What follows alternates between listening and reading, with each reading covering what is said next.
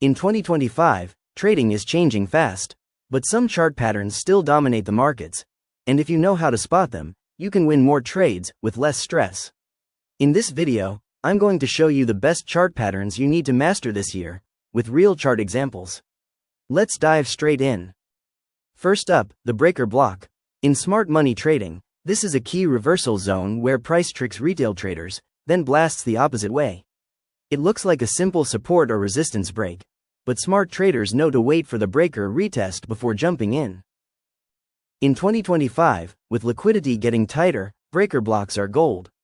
Always wait for confirmation like a rejection wick, or a boss break of structure inside the breaker. Next, the liquidity sweep reversal. Big players love to trigger stop losses above recent highs or below lows. Watch for a fast spike that takes out liquidity, and then an instant reversal signal like a bearish engulfing or boss. In 2025, bots are hunting stops even harder. So if you see a big candle that wicks through a key level and snaps back, that's your signal to prepare for a reversal trade. Third, the FVG retest setup. Whenever you see an imbalance, where price moved away too fast, it usually comes back to fill that gap. FVGs are sniper zones for perfect entries.